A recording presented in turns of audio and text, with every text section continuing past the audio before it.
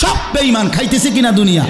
তো আল্লাহ তাআলা বলে কুলু ওয়া তামাত্তাউ কালিলান, এই নাফরমান কিছু সময়ের জন্য দুনিয়ার মধ্যে খা, ভোগ কর, ইন্নাকুম মুজরিমুন, কিন্তু মনে রাখিস তুই কিন্তু নাফরমান, তুই কিন্তু পাপী, আমি কিন্তু তোরে ছাড়ব না। কবরের প্রথম রাত থেকে হাসরের ময়দানে আমি দেখবি তুই বান্দা আমি কত কঠিন কত কঠোর, তোরে আমি দেখাবো। ভাত খাইতে লইছে খাও, ভাত খাইতে লইছ খাও বান্দা, এখানে আটকামু না, এখানে আমি জানোয়াররাও আটকাই না, আমি জন্তু জানোয়াররাও খাইতে দেই, তোরে দিতাম না কেন বেটা, খা বেটা। কিন্তু ইন্নাকুম মুজরিমুন, মনে রাখো 7টা বাজে নাস্তা করতে বসছো, আল্লাহ যেন ডাক দিয়ে বলে বেঈমান খা, ঠিক আছে নাস্তা, কিন্তু মনে রাখিস ফজরের নামাজ পড়স নাই, আমি হিসাব রাখছি। রাত 10টা বাজে খাইতে বসছো বেঈমান, ঠিক আছে খা, কিন্তু মনে রাখিস এশার নামাজ পড়ো নাই। ঘর করলা, ফার্নিচার বানাইলা, ঠিক আছে থাকো, তো মনে রাখো এগুলো সুদের টাকা, এগুলা কাস্টমারে ঠকাইয়া মিথ্যা বইলা ওজনে কম দিয়া ওই টাকা আমি জানি, আমি বান্দা দেখব। ওয়াইলুন ইয়াউমাইযিল লিল মুকাদ্দিবিন, আবার বলতেছে আল্লাহ মিথ্যাবাদী নাফরমান তোমাদের জন্য বড় বেশি দুর্ভোগ, লাঞ্ছনা, আযাব তোমাদের জন্য, আযাব। এই জন্য আল্লাহ তাআলা বলছেন এটা। এরপরে আবার বলে দেখেন ওয়া ইযা কিলা লাহুমুর কাউ লা ইয়ারকাউন, এই ছেলেরা তোমরা সবাই শোনো, আল্লাহ তাআলা আবারও বলতেছে সমস্ত মিথ্যাবাদী নাফরমান তোমাদের জন্য হাসরের ময়দানে কেন লাঞ্ছনা হবে, এর প্রধান কারণ ওয়া ইযা কিলা লাহুমুর কাউ লা ইয়ারকাউন, যখনই বলা হতো নামাজ পড়তে, যখনই বলা হতো রুকু করতে, যখনই বলা হতো সেজদা দিতে, লা ইয়ারকাউন, আল্লাহ তাআলা বলেন সে রুকু করে না, সেজদা দেয় না, নামাজ পড়ে না, নামাজ পড়ে না। আল্লাহ বলেন আমি এতবার বললাম, এতবার বললাম, একটা দিনে 5 বার মসজিদে আজান হলো, একটা মহল্লায় শুধু একটা মসজিদ না, এক এক ওয়াক্তে এক একজনের কানে কমপক্ষে 10টা মসজিদ থেকে আজানের আওয়াজ আসে, ঠিক কিনা বলেন?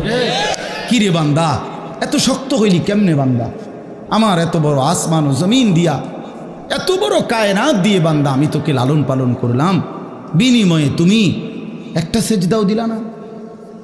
365 দিনে খোদার একটা বছর কোনো দিন ফজরের নামাজ পড়লা না, এ কেমন জিন্দিগি বাপ?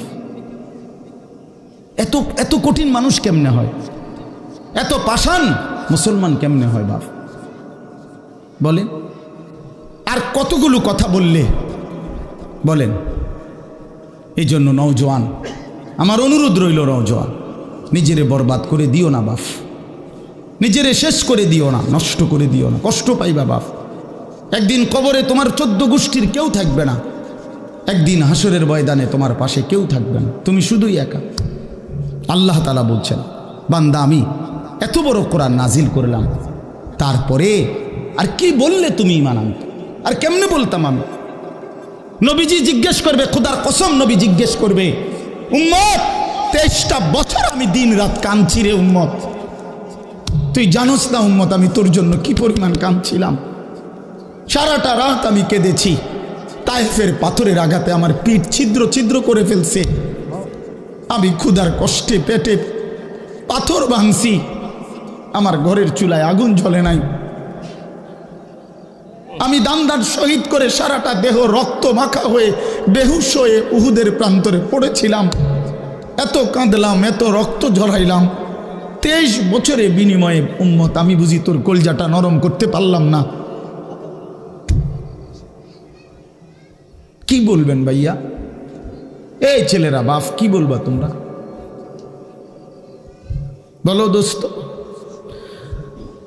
আমরা যারা মুমিন নিজেদেরকে চিনি, জানি যে আমরা মুসলমান, আমরা মুমিন, তো আমাদের কাছে আল্লাহ তাআলা সবচেয়ে গুরুত্বপূর্ণ একটি জিনিস চায়।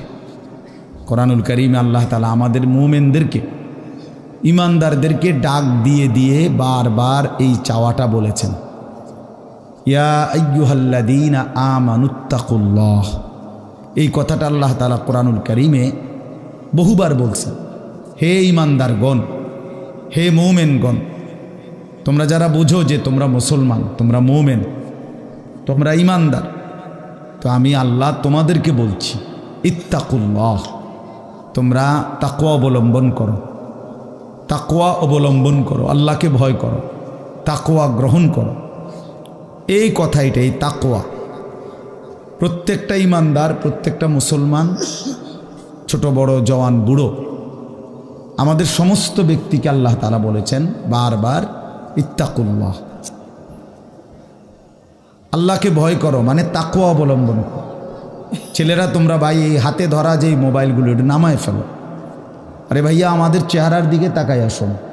শুধু শুধু এই মোবাইলটা নিয়ে ব্যস্ত হওয়ার কিচ্ছু নাই বাপ। এতে এমনিতেই মোবাইলে অনেক বয়ান আছে অনর্থক। এটার দিকেই যদি পুরা তাকায়া থাকো তো তাইলে আলেমের দিকে তাকাইবা কেমন? এই জন্য দোস্ত, এটা জরুরি বিষয়, এটা এতটুকু বোঝা উচিত, সবসময় মনে রাখা দরকার। সারাক্ষণ মোবাইল এটা নিয়ে ব্যস্ত থাকা, এটা আসলে একটা অসভ্যতা ছাড়া আর কিচ্ছু। এটা এত পাগল মানুষ হয় না আসলে। সামান্যতম বিবেক কাজ করা উচিত, বুদ্ধি বিবেচনা, নিজের আকল দেমাগ কাজ করা উচিত যে ভাই আমি কতক্ষণ। এক মানুষ বুঝি সারাদিন এটা নিয়ে থাকে, তাহলে আমাদেরকে আল্লাহ তাআলা কেন বানাইলেন? এই পৃথিবীতে আমরা আসলাম কেন? আমার জীবনের উদ্দেশ্যটা কি? ন্যূনতম আকল তো থাকা উচিত যে আমি আসলাম কেন, কে পাঠাইলেন আমারে, কেন পাঠাইলেন, কার কাছ থেকে আমি আসলাম, আমি যাব কোথায়। প্রতিনিয়ত মানুষগুলো যে মারা যায়, ওরা যাচ্ছে কোথায়, কি হবে তাদের? এই সামান্যতম বুদ্ধি দেমাগ একটা প্রাপ্তবয়স্ক ছেলে, তোমরা কারো বয়স 14 বছর, কারো 16 বছর, কারো 18 বছর, এ তো পরিণত বয়স, মানে পরিপক্ক বয়স। ওয়ালাম্মা বালাগা আশুদ্দা, একেবারে পূর্ণ শক্তির টাইম। কোরআন শরীফে আল্লাহ তাআলা মানুষের হায়াতকে 3টা ভাগে ভাগ করছে। একটা হলো জন্মের পরবর্তী শিশুকাল, আরেকটা হলো যৌবনকাল, আরেকটা হলো বৃদ্ধকাল। এই 3টার মধ্যে আল্লাহ তাআলা নিজেই বলছেন শিশুকাল এবং বৃদ্ধকাল দুইটাই দুর্বল, দফ, এই শব্দের অর্থ দুর্বলতার সময়। আর শুধু কেবল আল্লাহ তাআলা যৌবনকালকেই বলছেন কুওয়াতান, শক্তির সময়। শক্তি, সামর্থ্য, শৌর্য, বীর্য, এই সবটাই যৌবনকাল। এই জন্য শক্তির সময়, সামর্থ্যের সময় মেহনত করতে হয়। যৌবনকালটাই জিন্দেগির প্রধানতম সময়। ভালো কিছু করলেও এই টাইমে, নিজেরে নষ্ট করে দিলেও এই টাইম, গড়লেও এই হায়াত, এইটাই সুযোগ, বরবাদ করে দিলেও এটা সুযোগ। বুড়া মানুষ, বয়স্ক লোক ইচ্ছা করলেও অনেক নেক কাজ করতে পারেন, ইচ্ছা করলেও অনেক গুনার কাজও করতে পারেন।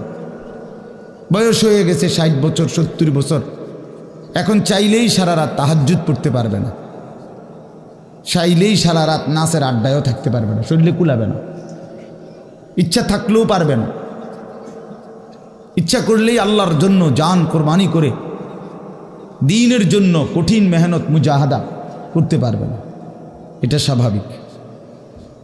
আমার মনে আছে একটা সময় 2.5 ঘন্টা 3 ঘন্টাও পায়ে হাইটা কোথাও মাহফিলে গেছে, এখন আর এটা সহ্য হয় না। তাইলে হায়াতের একটা অংশ আছে মানুষের।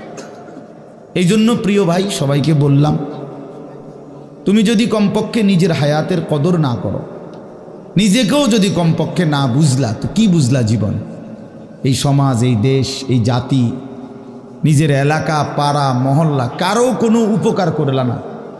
কমপক্ষে নিজের উপকার তো করো, নিজের ভালো, নিজের কল্যাণ, নিজের জন্য তো কমপক্ষে, যে আমি যে একটা মানুষ, আমি যে সারাদিন 1 ওয়াক্ত নামাজ পড়ি না, সারাদিন মোবাইলের মধ্যে নাচ গান, ছবি, নর্তকীর সিনেমা, নাটক, অশ্লীল দৃশ্য, উলঙ্গ ছবি, সারাদিন সমবয়সী বন্ধুদের সাথে আড্ডা দিলাম, দুষ্টামি করলাম, ফালতু কথাবার্তা করে কাটাইলাম। আচ্ছা, এটা রাত শেষে ঘুমের টাইমে হলেও তো মানুষের বিবেকে একটু হলেও নাড়া দেওয়া উচিত, জানি